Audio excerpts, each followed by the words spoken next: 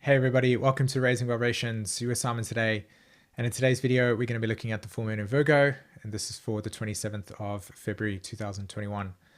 I hope that you're well, and that this video finds you at a place within your life that is empowered to a certain degree. Okay, so we've got a lot to talk about in this video, to be honest. Just looking at the human design and where the sun and earth are exiting, and looking at where the moon sits in Virgo, making a finger of God aspect between Chiron and Saturn. This is going to be really emotional, and I think there's going to be a lot of changes that are going to take place with this full moon in Virgo, and there's going to be a lot of insight and realization about things that no longer work for you anymore. Remember, I talked about this in the Mercury Direct video, that we are letting go or releasing something that we've been carrying that no longer represents meaning, represents inspiration, meaning purpose in our lives. So what are you essentially taking off your shoulders, and how are you not only recognizing what that meant for you in terms of letting that go, but also seeing how interactions going forward, right? Relationship dynamics going forward, that as you've taken these things off, that these relationship dynamics are changing for you. And that's what I really want to highlight here, is that to me, this is definitely going to be a full moon where we're going to start to notice very clearly that what we have attached to, what we have engaged with, we're going to be very aware of where the spirit is absent and where the spirit is, what is alive for you and what is not. So let's jump straight into the chart, and let's explore what it is that's actually taking place for us. So let's have a look. I've highlighted over here the Mercury-Jupiter aspect, which I think is really important to talk about. As I've also highlighted here, the Saturn at 8 degrees in the chart, and the Chiron at 7 degrees there in Aries, Saturn at 8 degrees in Aquarius, and how they create a finger of God aspect to the moon, which will be momentarily, it's something that's part of this chart, and it will move across and you will feel it for a period of time. And of course, that will initiate into our lives certain awarenesses that will eventually grow bigger, lead some seeds into things that we can change, things we're beginning to recognize. And like I said in the intro part of this conversation, this is about becoming aware of where the spirit is present in your life and where it is absent, right? We're starting to notice this sensation, this experience, and it has a lot to do with the way that we are interfacing and interrelating with our work, with relationships, anything that you are attached to. So becoming very clear and very aware of these things. So that inconjunct over there provides us with a lot of information around this full moon. And of course, just kind of touching back on the nodes, as you can see over there, the sun is moving into the square, which will speak a lot to what this Neptune square has been for us. So we'll touch on that as well. And of course, we can also see here Mars is sitting at 27 degrees of Taurus, and it's making a trine to Pluto. So whenever you see the Pluto in aspect to Mars, we've always been following the square, Pluto square, in the last couple of months. It's always been deeply transformative. Now we've reached the trine aspect. So hopefully we'll be able to actually see some progression and choice making in our lives that will give us the ability to feel that we are actually transforming in a way that is healthy for us, right? As in an alignment with the core integrity of who we are. Okay. So something that I think is also important as well is, when you're looking at your astrology chart, what I would like to encourage you to see when I'm sharing this material with you is that there is a message collectively, like a shared collective message. And then how do you synthesize that into your own personal life? And the way that you do that, again, is by looking at where these transits are in your actual natal chart, right? So anybody that has, say, Uranus transiting your 4th house, as an example, you're going to have this natural square between Saturn and Uranus. Okay, so looking at that dynamic tension, right? What is the theme of Saturn and Uranus? It is slowly and surely breaking out of certain definitions, certain value structures in your life that do not represent any meaning for you anymore, and Saturn's asking you to reorientate and redefine what is valuable for you, right? This ongoing slow process between these planets. So if it's landing in your fourth house and first house, this will have specifically to do with one sense of self-direction, Saturn in the first house, and Uranus in the fourth, bringing up material around how you inwardly identify with who you are, okay? So just kind of side note of how to actually take this video and implement it into life and see where your personal story is occurring. Okay, so the first thing that I want to address is this. You've got Mercury that sits over there. Mercury is the North Node ruler, okay? Meaning that the North Node is in the sign Gemini. Mercury is the planet that is associated with Gemini. So what we have here is Mercury is a amplifier of the North Node, okay? Then you look at the South Node, which is there 16 degrees at Sagittarius, and Jupiter is the South Node ruler. Jupiter is associated with Sagittarius, okay? So in evolutionary astrology, what we're looking at here is the North Node ruler conjunct the South Node ruler, right? Deeply significant. And then the North Node ruler is in balsamic phase. In other words, it is closing to Jupiter, right? So how we would interpret that, or how we're going to interpret the symbolism, is that while the North Node is, or the North Node ruler is, showing us, hey, by the way, this is the direction. And I talked about that in the Mercury direct video. Said Mercury has a message for us. And that message is what is no longer working for you, and what are you carrying with you that is dead weight, right? So that's the Mercury message. And as it's applying to Jupiter, as it's coming closer to Jupiter over there by 3 degrees, it is that we are still like noticing or experiencing past events. So that would be the balsamic phase between the two, right? It's closure, still closing experiences or scenarios that we will experience or re-experience that are part of the past.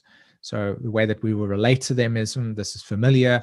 I'm back in a scenario that seems like a past pattern of thinking or past belief. That would be the key word here, belief. So what underlying belief or truth do I hold about this reality, this moment right now, that is part of the past? Okay. So Mercury direct comes along and we get this message that, okay, now we want to be paying attention to what needs to be let go of. And as Mercury now applies to Jupiter in this full moon, what we have here is the application, right? We're looking at a certain false belief, a certain truth or perspective that you may have adopted or taken on board when you're growing up, that when you look at a certain situation or experience, that perception or truth or point of view is no longer serving you anymore, okay? So we're closing a cycle here. And this has to do with the nodes. And what I mean by this has to do with the nodes, it's that this is deeply impacting the karma or the karmic direction that this chart is reflecting, right? So karmically, the nodes are why I'm saying karmically.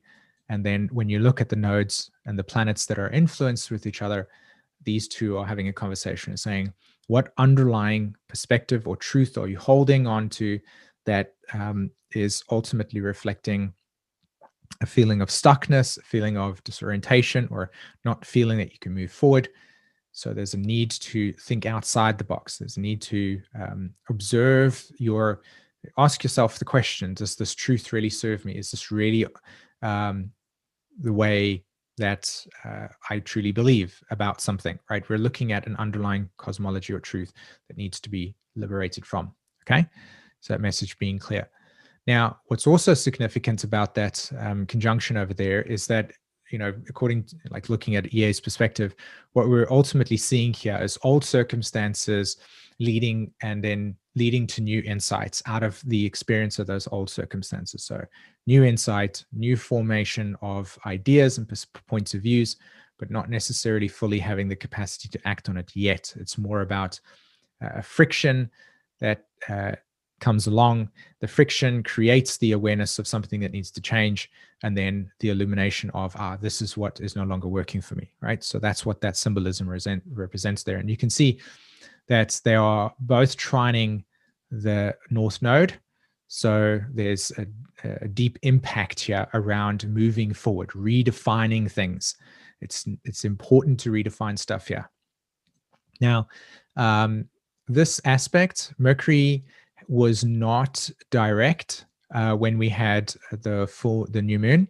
So, of course, while we have a full moon taking place, this full moon is still, or this, should I say, this Mercury over here is still under the old new moon cycle. So it was this Mercury retrograde, or this Mercury direct, is still participating, or still part of the new moon. Okay. So this full moon that's taking place here is still reflecting culmination. It's still reflecting closure.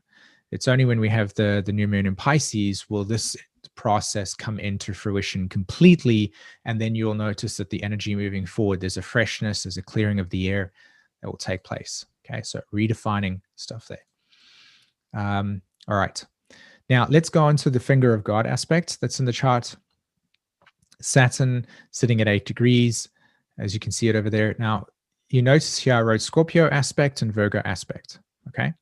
So the Scorpio aspect and the Virgo aspects actually correlate to the two fundamental ways that a finger of God or Yod will work, all right? It's irrelevant of where they are. Like in this case, for example, you can see Saturn's in Aquarius, and Chiron is in Aries. Right? The fundamental foundation for interpreting a Yod or Yod is to see it through the lens of the Scorpio aspect and a Virgo aspect. So what do I mean by that? Well, what I mean by that is that in the EA, what we'll do is we'll look at the planets that is slowest moving in relation to the other planet. So if I look at Saturn and I compare it to the moon takes a lot shorter time to move around the sun than Saturn does. So therefore Saturn is my solid point, and I'm going to move all the way around the chart until I reach this aspect over here, this over here. So 210. There's the Scorpio in conjunct phase. It's a blind spot. And then this is 150 degrees over here between Chiron and the moon. Chiron is our slowest moving planet as in relation to the moon. And so the moon goes all the way like that, only 150 degrees. But if we go from Saturn all the way, it's 210. Okay. So 210 equals the Scorpio aspect. 150 equals a Virgo aspect. Now, what is the significance, right? Well, the significance is that when you're looking at Chiron's relationship to the moon, that quincunx or in conjunct is going to reflect a internal paralysis, like an internal inward experience that will cause an internal reflection. So Chiron in Aries points to the need to move forward, right? To move forward in an individuated self, to begin to recognize our personal space, our individual way in which we see ourselves as separate. This Chiron over here has a deep memory field that is associated with healing, a collective codependency, a shared ideal. You know, I talk about this quite a lot in terms of the Aquarius age being not about everybody sits around a campfire and agrees on one point. We have individual point of views, individual perspectives, right? That's why there's a lot of crisis at the moment with regards to such diversity in everybody having a point of view, right? It's not possible for there to be a single point of view. It is, we all see things from different angles and points of view. So now that the internet has kind of opened up with an Aquarius perspective, everybody has their own version of the truth. So that's what that Chiron represents, is how do we begin to live in a world where the new direction, or Aries, when is why I say new direction, we're moving in a new direction, and Chiron is saying, hey, we've got to find ways to collaborate and interact with each other, where we're not saying that person's invalid and that person's invalid, that truth is invalid, that truth is invalid. Everybody is coming to their point of view and their perspective according to their own process, right? So that Virgo aspect between, or should I say 150 degree angle between the two over there, okay? This Chiron moon suggests that there will be a crisis taking place with this full moon where you'll interact with something and you'll notice the difference between the old way of how you've expressed yourself and the new way, right? There will be a very distinct difference. And why is this important? Because again, we're going back to the nodes, we're going back to the balsamic phase relationship between Jupiter and Mercury, and we're saying this is still completion. And so there's a split. There is a separation between the old and the new, something that is emerging and something that is outdated, right? Okay, so this Chiron moon aspect is going to reveal to us where we have given energy and space to, where we've felt like we want to participate in. And when we interact with it, we get this really strong sense of, oh, this is not what's illuminating me. This is not what's awakening me. This is not what's meaningful for me. Okay. So that's that aspect. It will create and reflect an internal, like, oh, this is not right for me, right? That's the first piece. Now, the second piece is the aspect between Saturn and the moon.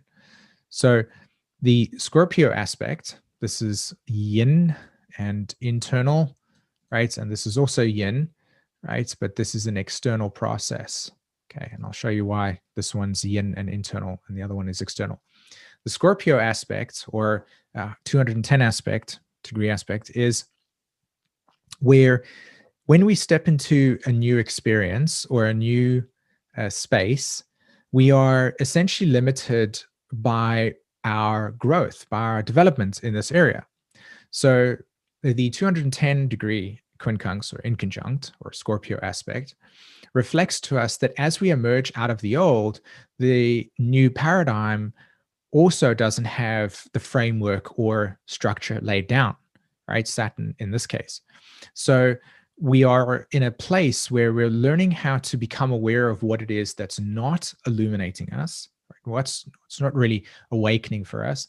And then we're also at the same time kind of a little bit kind of uncertain around, well, how do I move forward with that process, right? So there's this kind of external limitation, this external block that forces or creates an internal realization within inside of yourself that says, I'm not empowered in this situation. That's why it's a Scorpio element, because it's the way that we empower ourselves in this aspect is by being aware of something that feels very disempowering to us, and then we confront that limitation by merging or sensing something outside of ourselves that symbolizes an empowerment. Okay. So another example that I could give you that's a little bit more concrete or tangible is, let's say you want to become a writer, okay? Now, in your current state, your capacity to write at the level that you want to write requires some education, right? You need to practice, you need to develop your skill set, right? You need to choose what would you like to write. Do you want to become a fictional writer, non-fictional writer? Would you like to go into journalism? You know, which area would you like to spend or go and invest your time and energy into? Okay.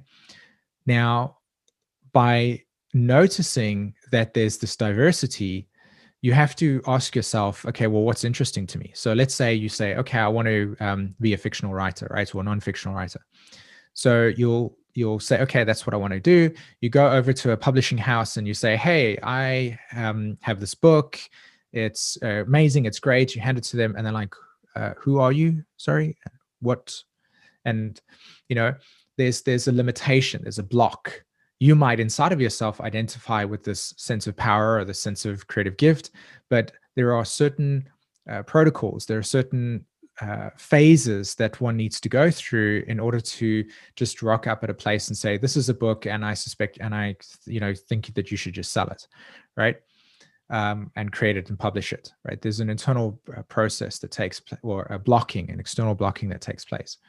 So what I'm saying here with this Saturn moon inconjunct is that we will experience, as we step into something new with inspiration, meaning and purpose, that we might hit some roadblocks, some blockages that force us inward.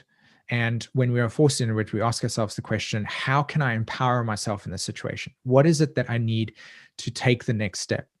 And so by asking that question, what is it that I need? You might say, I need to take that extra course, or I need to develop this skill, or I need to remove this out of my life, and so on. So again, the framework for this conversation, this new moon, full moon message is, how are we adjusting our sails from attachments of the past to something that is meaningful, purposeful, and inspirational going forward? And emotionally and psychologically, that experience is having to pull out any security investment in the old, begin to identify less with the old as who you are, and to begin identifying more with this part of you that's emerging that says, this is what's real for me. This is what's alive for me. This is what's purposeful for me. And then being able to build slowly and start to feed and nurture and cultivate that area of your life so that it grows and that you're shifting from the old paradigm of reality to the new paradigm of reality. So another example that I could give you, let's say somebody is, let's say one of you are finding it really difficult to feel safe and secure in conflict, right? You feel that your boundaries are crossed. You don't assert yourself in a way and saying, no, this is not what's healthy for me. I won't be spoken to like that, or this is not a interaction that is what I'm comfortable for. And here's a few scenarios or circumstances that I'd like to engage with that are honoring my own needs, as an example. But you don't do that. You feel maybe guilty for saying no. You may feel insecure about expressing your need because of certain experiences in life, right? So what this new moon or full moon is going to present to you is, here's a scenario where that may take place, and you have to recognize within inside of yourself that this is a dead end. You need to move forward from this process. You need to step into something that is deeply empowering to yourself, so that you can begin to let go of the past and begin to live with more aliveness within inside of yourself. Yeah. And so what engagements, what interactions, what parts of your life seem to be stuck in a void, and that need interaction, that need engagement, that need you to move forward with progress, right? To make progress with something, to feel that you're moving ahead with something. It's what this energy contains within it. And the way that that's going to show up is through two blind spot aspects occurring simultaneously. And the message that you want to recognize into is this where I'm alive? Is this where I feel seen? Is this where I feel heard? Okay. All right. So let's look at the Venus approaching the sun aspect. And of course, this aspect over here just speaks to what I was referring to earlier about the nodes and Neptune, right? We've had Neptune and the nodes squaring each other for quite some time. What that's looked like for us is living in a world that is becoming more incredibly, not necessarily polarized, because it has been, of course, but where we are learning to see that there are certain parts of our life that are losing value because that is no longer the truth that we feel fulfilled within. So this Neptune square the nodes has been subtly but incredibly powerfully eroding and decaying in the peripheral parts of our reality, the essence of what is really meaningful, what is really real for you, what is the truth for you, as opposed to what you may have idealized and attached to, what you may have considered to be the truth relative to a story or certain ideology that was passed down to you from family conditioning, right? So this Neptune square the nodes has been, like I said, just subtly but incredibly powerfully just eroding the past and allowing us to begin to find and explore and attach to new truths, new faiths that are meaningful for you in your life, that are empowering for you, that are about what your individual journey is, as opposed to a collective idea. All right, so what I want to do is just summarize what the takeaway from this full moon for us is that, yes, it's going to be happening in Virgo. This is going to be in a very emotional full moon, I suspect. This has a lot to do with what the trade agreement, the bargain, the way that we have found ourselves engaging with life, and the essence that we want to extract from and to pay attention to is, where am I giving my energy to? And is that energy bringing me illumination? Am I feeling alive? Is there essence there? Is the spirit alive? Or am I aware that this is where the energy needs to be withdrawn and taken away? This is where I'm reclaiming my personal space. This is where I'm reclaiming my energy, withdrawing certain false belief systems or ideas or perspectives about life that no longer represent who I am today, and beginning to move forward with that Scorpio in conjunct aspect with the moon, and saying, okay, right, I'm in this new land, I'm in this new space, this is my idea of my life, this is what I want. And so I'm going to empower myself by merging with and becoming attached to symbols that represent progress for me in my life. Okay. All right, everybody, thanks very much for listening. I really hope that you got a lot of value out of this video. And down below in the description and comments, I'll leave the website for you to check out if you want to book a reading with myself, or if you want to study astrology with raising vibrations as well. I'll leave that all in the description below, okay? All right. One last thing just before you go, if you've got something to share, if you've got your personal experiences, make sure that you put it in the comments. I like reading and seeing the interaction as well. So now I'm done. Have an amazing day. Take care. Bye-bye.